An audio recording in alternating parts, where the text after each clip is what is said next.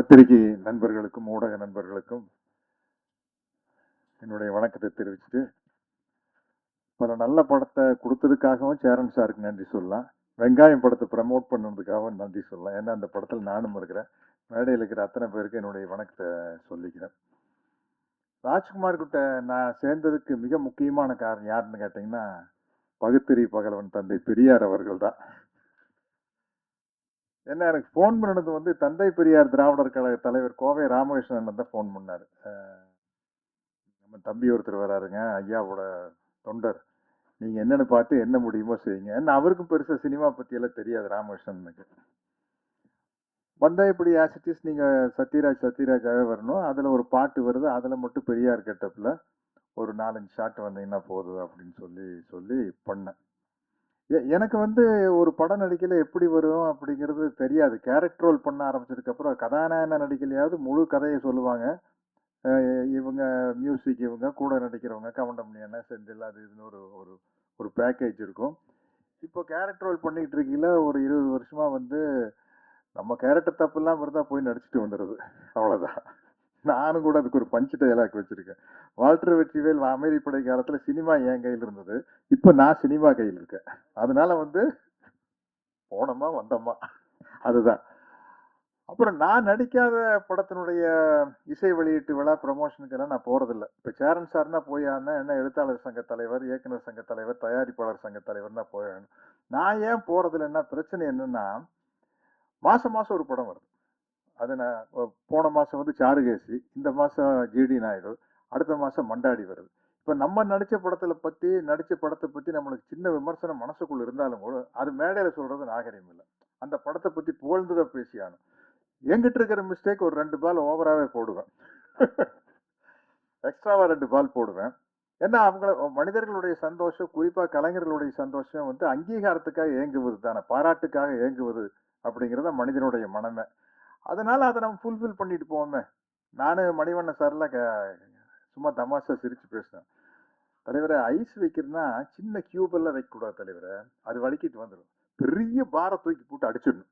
ஒன்னா அவன் மண்டை உடையணும், இல்லாச்சு ஐஸ் உடையணும். ரெண்டுல வைக்கிற ஐஸ் அப்படி வச்சுட்டு போயிடணும் அப்படின்னு சொல்லுவேன். பட் இந்த படத்துக்கு நான் ஏன் வந்தேன் அப்படின்னா, வெங்காயம் படம் பார்த்து பிரமிச்சு போயிட்டேன். ஏன்னா நான் போய் ஒரு நாள் நடிச்சுட்டு வந்தேன், 2 நாள் நடிச்சுட்டு வந்தேன். மற்றபடி உள்ள என்ன இருக்குன்னு தெரியல. படம் பார்த்தப்ப என்னடா இவ்வளவு பிரமாதமா இருக்குது, இது என்ன, டேக் ஆஃப் ஆகுறது கஷ்டம் எனக்கே தெரியும். ஆனந்தவன்ல மட்டும் பிரமாதமா விமர்சனம் எழுதுறாங்க நினைக்கிறேன். அப்ப வந்து இந்த இந்த மாதிரி மீடியா எல்லாம் ஆனந்தவுடன், குமுதம், குங்குமம் மாதிரி பத்திரிகைகள் எல்லா பத்திரிகையிலையும் பிரமாதமா எப்படி சேரன் சார் ஆட்டோகிராஃப் வந்து அடிச்சு தூக்கு ஒரு 10 நாள் கழித்து செம பிக்கப்னு நினைக்கிறேன். எங்கேயோ போயிடுச்சு ஆட்டோகிராஃப் போட்ட போடு, பெரிய போடு. அது மாதிரி விமர்சனங்கள்லாம் பிரமாதமா இருக்குது. பட் படம் டேக் ஆஃப் ஆகல.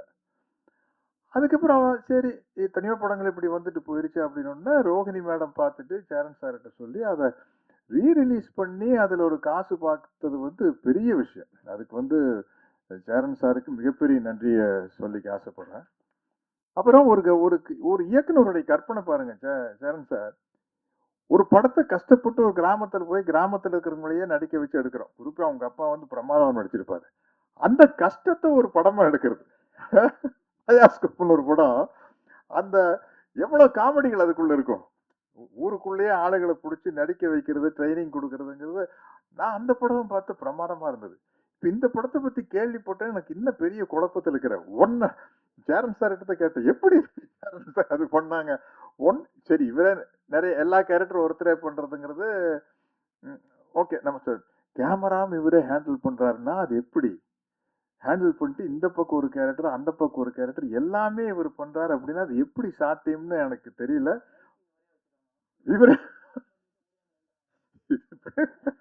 பெரிய கொடுமைங்க. நான் தெரியாதனமா வில்லாதி வில்லன் ஒரு படம் டைரக்ட்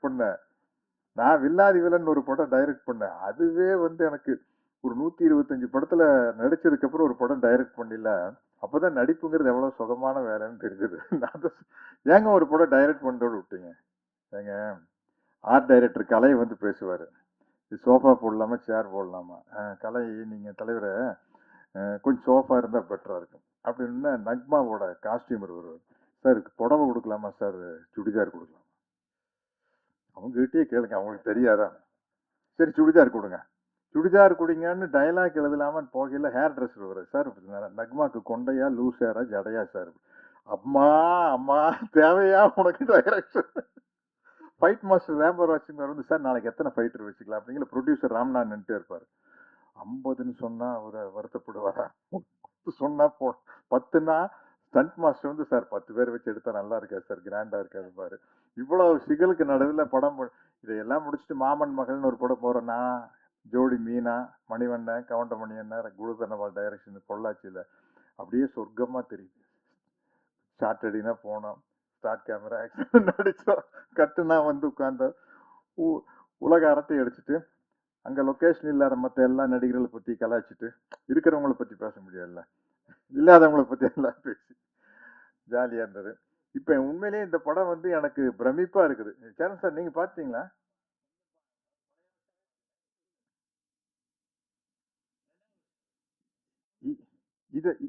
இதெல்லாம் இருக்கு படத்துல. இது எப்படி சாத்தியம் எனக்கு ஒண்ணும் புரிய மாட்டேங்குது.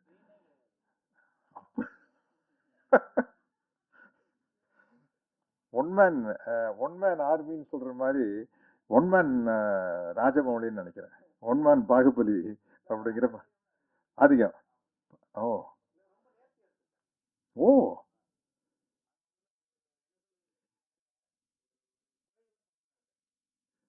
இல்ல உண்மையிலேயே பத்திரிகை நண்பர்கள்கிட்ட நான் இது வரைக்கும் கெஞ்சி கேட்டுக்கிறேன், வேண்டி கேட்டுக்கிறேன்னு சொன்னதில்லைன்னு நினைக்கிறேன். என் ஞாபகத்துக்கு நான் நடிச்ச படத்தை எப்படியாச்சும் கொண்டு போய் ஜனங்கிட்ட சேர்ந்து எப்படியாச்சும் எல்லாம் சேர்க்க முடியாது, நல்லா இருந்தா தான் போய் சேர்க்க முடியும்.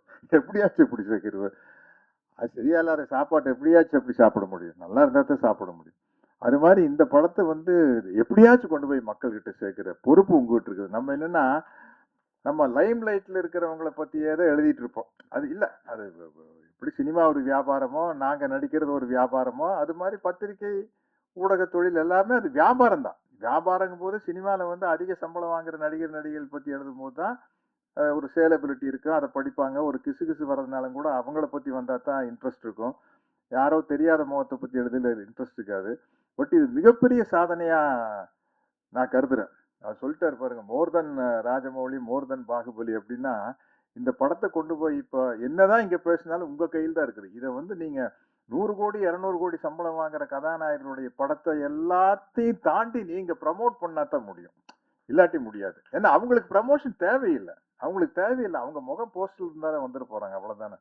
அதனால வந்து இது உங்களுடைய ஒரு டியூட்டியா எடுத்துக்கணும், கடமையா எடுத்துக்கணும். அப்பதான் வந்து இந்த மாதிரி புதிய முயற்சிகள் பண்ணக்கூடிய இயக்குனர்கள் இளைஞர்கள் நிறைய சினிமாக்கு வருவாங்க.